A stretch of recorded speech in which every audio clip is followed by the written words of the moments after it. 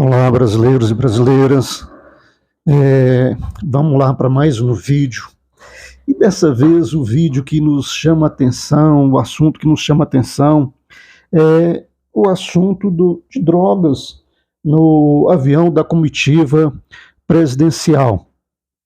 Eu vou colocar um videozinho aqui e a gente vai estar falando algumas coisas que ocorreram aí, algumas coisas intrigantes nesses acontecimentos envolvendo drogas. Bastidora com o caso do sargento da aeronáutica que traficava cocaína em aviões da FAB. Um relatório da Polícia Federal mostrou que antes de ser preso na Espanha, durante uma viagem presidencial, ele já tinha transportado drogas outras vezes desse mesmo jeitinho. Voos da Força Aérea que levavam cocaína escondida por militares cooptados pelo tráfico. O flagrante de 39 quilos da droga com o sargento em um avião da FAB virou escândalo internacional em 2019. Manuel Silva Rodrigues fazia parte de uma equipe de apoio da comitiva presidencial durante uma viagem ao Japão para a cúpula do G20. A cocaína foi encontrada durante uma escala em Sevilha, na Espanha. Uma investigação da Polícia Federal revelada pelo portal UOL aponta que o sargento teria transportado cocaína em pelo menos 7 viagens oficiais, 4 em voos domésticos e 13 internacionais, todos com parada na Espanha. Um deles foi a missão diplomática em abril de 2019 para o Azerbaijão, com escala em Madrid. O relatório indica também que o esquema continuou mesmo após a prisão do sargento, condenado na Espanha a 6 anos. Manuel sempre comprava bens e pagava dívidas após as viagens. A Polícia Federal acredita que ele teve ajuda de outros militares no tráfico de cocaína. Ainda são investigados um tenente-coronel, 2 sargentos, um ex-soldado e a mulher do sargento preso na Espanha. A FAB diz que as normas de segurança no embarque e desembarque durante as missões oficiais nas bases militares foram revisadas e aperfeiçoadas. Você sabe o... Mas vamos lá. Esse episódio, a minha maneira de ver, não teve a repercussão que deveria ter ocorrido. Um sargento colocar drogas, 39 quilos de droga, no avião da comitiva presidencial que ia participar do G20 no Japão e fazendo uma escala na Espanha. Ao ser averiguado a aeronave, foi encontrada essa quantidade absurda de drogas. Mas o que nos chama a atenção é que, será que um sargento... Porque essa droga não foi levada por um general de 4 estrelas, não foi levada por um almirante, não foi levada por um brigadeiro do ar. Eu estou colocando essas patentes porque me parecem as patentes máximas em cada força da nossa defesa. Mas foi levado por um sargento, uma pessoa que tem uma patente baixíssima. É a patente mais baixa do Exército, é o sargento. Cabo, eu nem conto, soldado e cabo, esses normalmente são reservistas, não é? Que fazem parte mesmo do contingente militar, começa com o sargento. E aí, um sargento conseguir colocar uma quantidade absurda de drogas num avião da comitiva presidencial.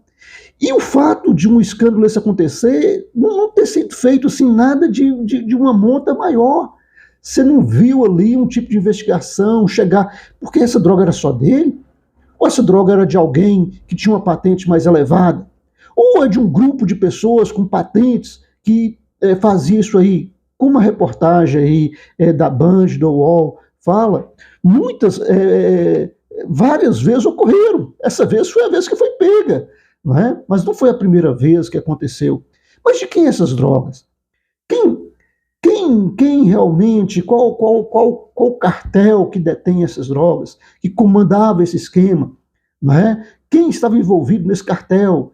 Tinha militares envolvidos? Quais militares? De quais forças? Não é? Eram militares de vários lugares. As bases onde esse avião passou aqui no Brasil, as bases militares, agora vamos reforçar. Mas e antes? Quem era responsável pela averiguação, por olhar essas coisas? Não olhou? Por que não olhou? Tinha participação? Não tinha? Essas coisas precisam ser olhadas, porque é o nome de um país com 220 milhões de habitantes, de população, de povo, é que ficou envergonhado. E o que foi feito para resolver a situação até agora me parece muito, muito, mas muito aquém do que precisava ser. Precisava de respostas muito mais claras, muito mais definitivas, muito mais concretas, muito mais contundentes no esclarecimento do caso. E me parece que não houve boa vontade para isso. A quem isso interessa? A quem interessa esse tráfico de drogas nos aviões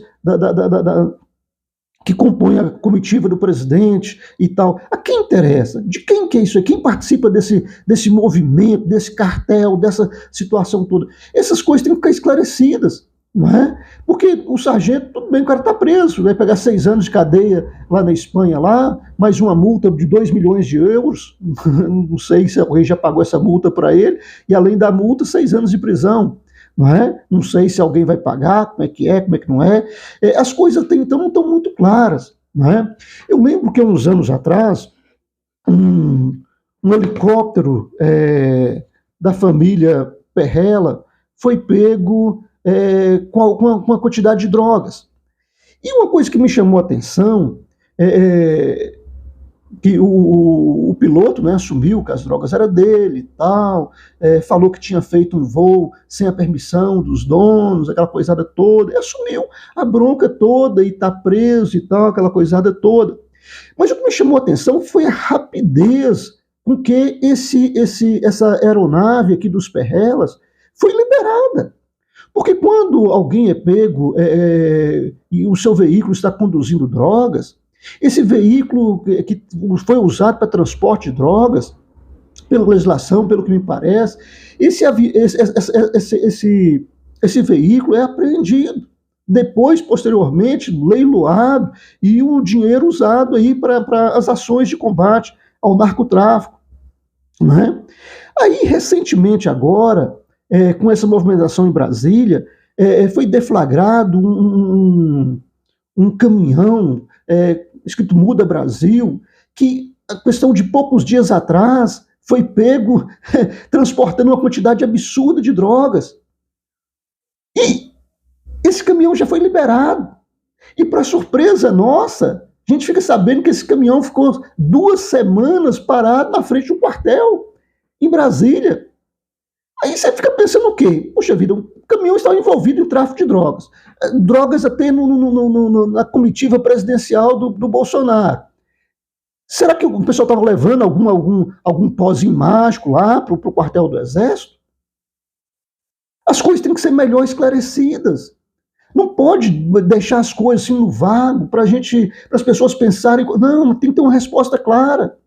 E esse mesmo caminhão que foi pego poucos dias atrás já está liberado.